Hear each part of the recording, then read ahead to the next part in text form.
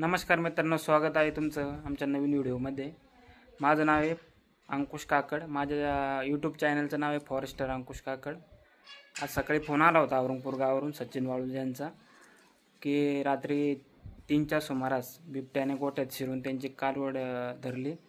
त्याचा पंचनामा करण्यासाठी आम्ही निघालो आहे। तर चला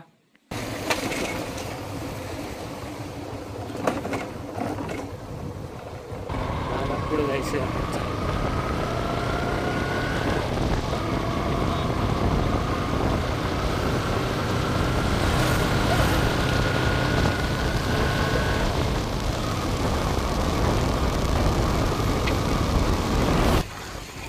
औरंगपूर गाव इथून साधारण 5 ते 6 किलोमीटर अंतरावर आहे। पंचनामा करण्यासाठी काय काय प्रोसिजर करावी लागते ते मध्ये व्हिडिओमध्ये मी तुम्हाला पुढे सांगणार आहे।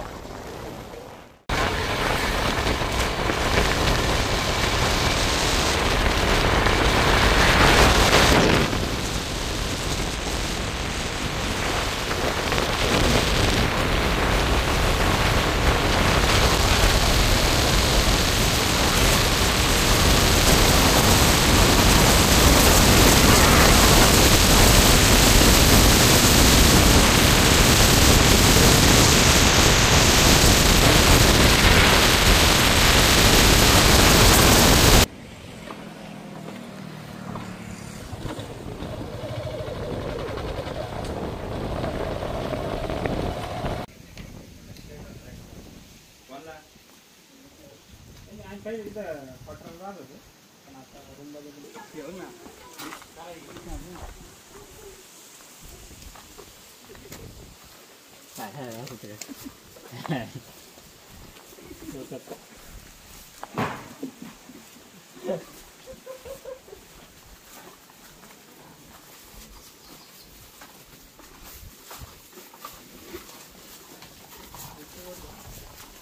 इथं भांडे बघून नाही तर आव तुटलं नाही त्याला, नाही तर मग गायबच झाला बरं जास्त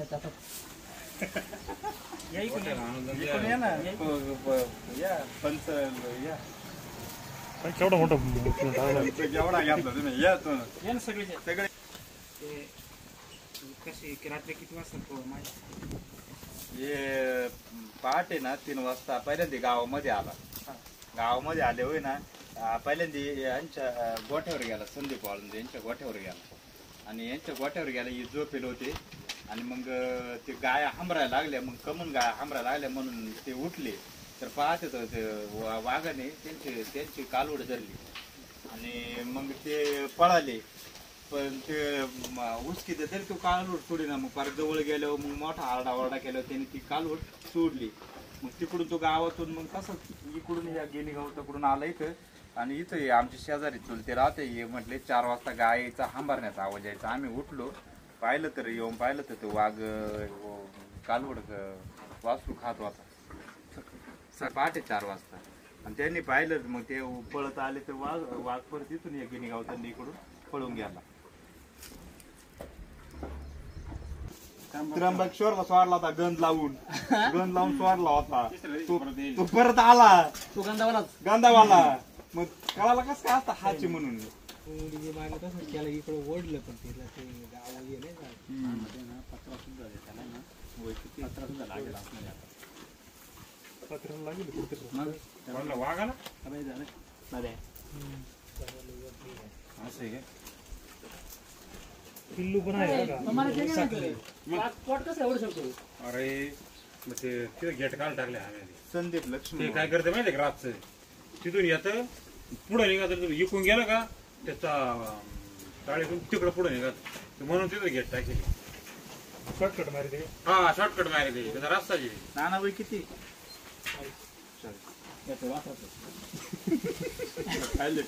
ते कोणी यायचंच मापायचं नाही, त्याच्यामुळे बसवा लागत हा नेला तरी चालेल।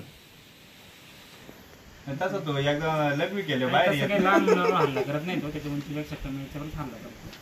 अजून तर आमच्या भागामध्ये ना काय सांगता येत नाही, चुकीचं काय काळजी ते त्याला जास्त शिकारी नाही मिळाले। बिबट्याचा असं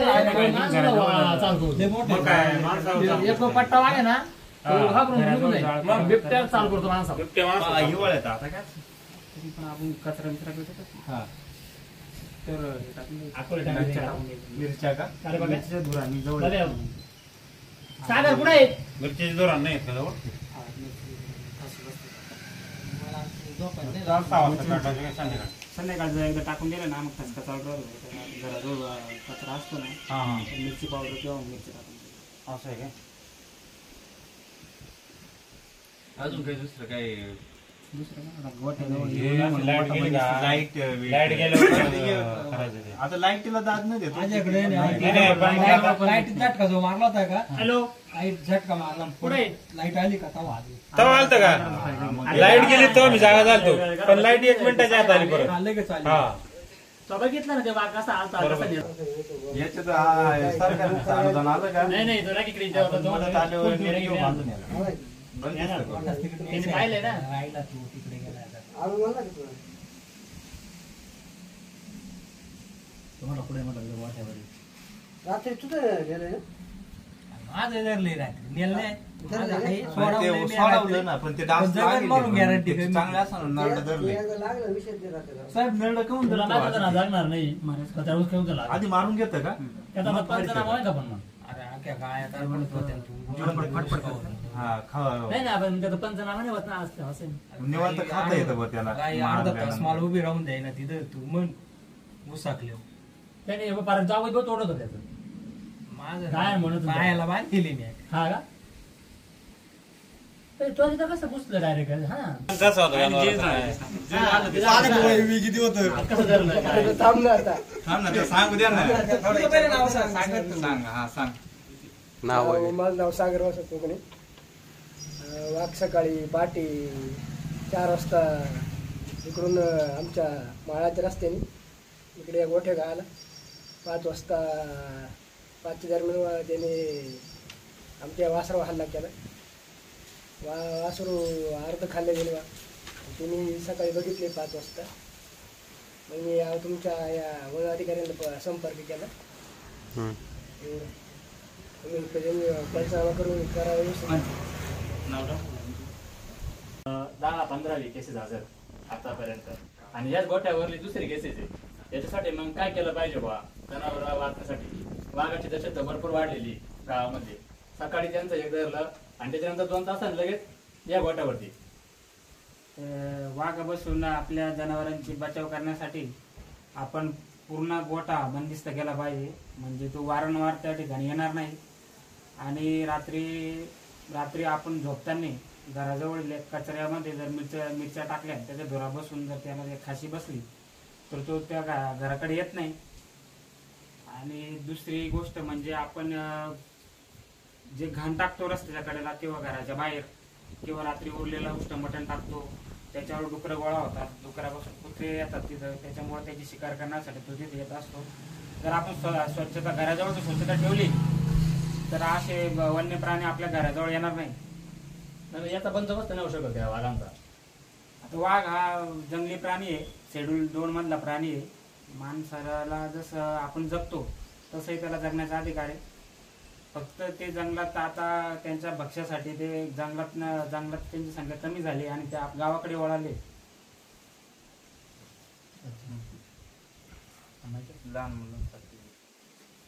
लहान मुलांसाठी विशेष काळजी घ्यायची कारण लहान मुलांना बिबट्या हा काय करतो त्याच्या उंचीपेक्षा कमी उंचीच्या व्यक्तींना त्याचं भक्ष्य समजतो.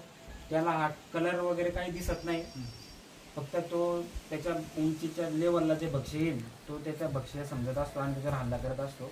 त्यामुळं संध्याकाळ झाल्यानंतर आपल्या मुलांना घरात बाहेर जाऊ द्यायचं नाहीये. आपण काय मारायचे म्हणजे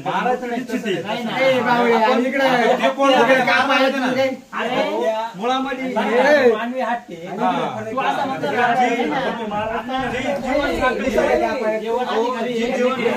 बिबट्याचं खाद्य काय तो कोणता तरी जीव मारत नाही. ह्याचे अधिकार मांसाहाराचे अधिकार हे प्राण्यांना नाही, हिंस्र प्राण्यांना ज्याचे दात सुळे त्यांना वाघाला आहे. मांसाहारी प्राणी हा स्त्रोन्न नाही, नाही, तसं गव्हर्नमेंटला खाद्य पुरवावंच आपण लागतं ना. शासनाला देणार आहे ना, आपल्यामध्ये हिस्सा घ्यायला, हिस्सा याला अहो, देणार. आपण कापायला कसायला खाटकाला आपण हा, देत नाही, याची देत नाही. कत्तल होणार नाही. होणार नाही. पण हे जीव साखळीमध्ये हे पण ते भक्ष आहे, साखळी भक्ष आहे. स्वतःहून हत्या केलेली वेगळी आणि आपण त्यांनी दिली अहो, मग वेगळं असं माझं एक मत नाही. आहे. आता आपल्याला कसं आहे, आपण गोरे नाही, पाळीत नाही, नाही नाही, ना. आपण काय त्याची कत्तल करून नाही त्याला नाही, तुकडे नाही, टाकायचे, त्याचा बी संचार करून द्यायचं, जंगलात सोडून द्यायचे. त्याच्या पद्धतीने वाघाला वाटलं याला याची शिकार करायची का नाही करायची, शिकार करण्याचे अधिकार वाघाला हे निसर्गाने दिलेले. हे काय तुम्ही आम्ही नाही दिले, याची याला कत्तल म्हणता येणार नाही. नाही नाही, माणसं नाही येणार, पण आपण मग असं आहे. कशासाठी आपण म्हणजे आपण वन अधिकाऱ्यांकडे आपले गोरे देणार. हा, मग ते त्यांच्या मध्ये सोडतील. आपण त्यांचं जंगलामध्ये सोडून देण्याची जबाबदारी हा जो त्यांची. प्रश्न तुम्ही मांडला ना आता, हा, आम्ही याचे पण प्रयत्न करून पाहिजे.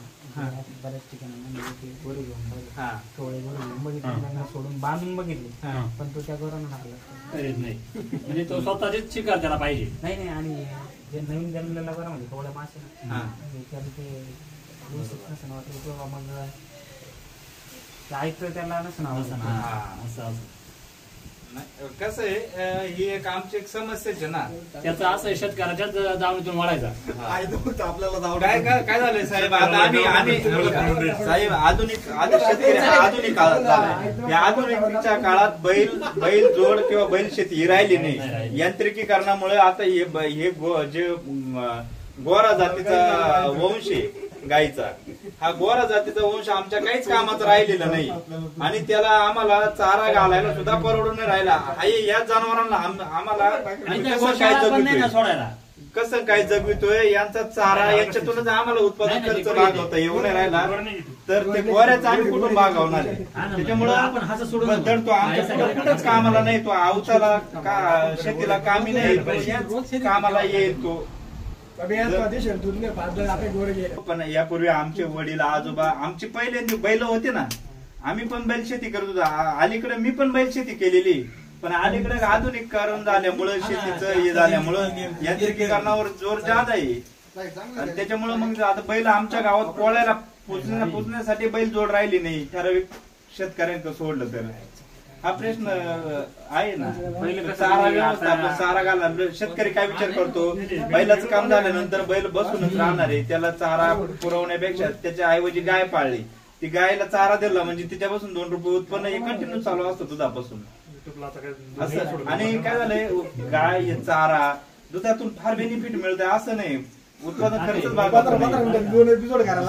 वाघांची संख्या तशी वाढलेली वाढलेली साहेब, पण नाकारताच येणार नाही. वाघांची संख्या भरपूर वाढलेली. तुम्हाला सांगतो, पूर्वी लोक म्हणायचे वाघ एका रात्रीत 12 गावं फिरतो. अहो, शेजारचं गाव म्हणतो आम्ही 2 वाघ पाहिले रात्री. आमचे माणसं म्हणते रात्री 2 जोडी नव्हते, काय म्हणते 3. अहो, काही नाही, आम्हाला सीसीटीव्ही फुटेज पण दाखवले, आम्ही बघतोय ना. ही संख्या निश्चित वाढलेली, 100% वाढलेली, वाढलेली. यांना बिबट्यांना जायचं खायला नाही भेटलं नाही नाही. आणि काय झालंय, शिकार भेटत चाललंय आणि सरकारने जो काही शिकार नाही, नाही आयटी जास्त भेटत गेल्यामुळे यांची संख्या पण वाढत चालली. कारण त्यांना अन्नच भेटलं नाही तर त्यांची संख्या वाढणार कुठून. त्याला अन्न नाही भेटला, म्हणजे हल्ला करणार ना. सीसीटीव्ही फुटेज दाखवले, किरण परदेशी यांच्या घरी कॅमेरे लावलेले. अहो, ते मांजरी माग पडताना ते 3 वाघ. आणि दुसरी गोष्ट सरकारने जो कायदा केलाय ना गव्हर्नमेंटने, राष्ट्रीय प्राणी वाघ, त्याच्यामुळे त्याला अशा प्रकारे हा ब्लॉग आपला इथे संपतोय. मित्रांनो, तुम्हाला जर व्हिडिओ आवडला असेल तर व्हिडिओला लाईक सबस्क्राईब नक्की करा. धन्यवाद.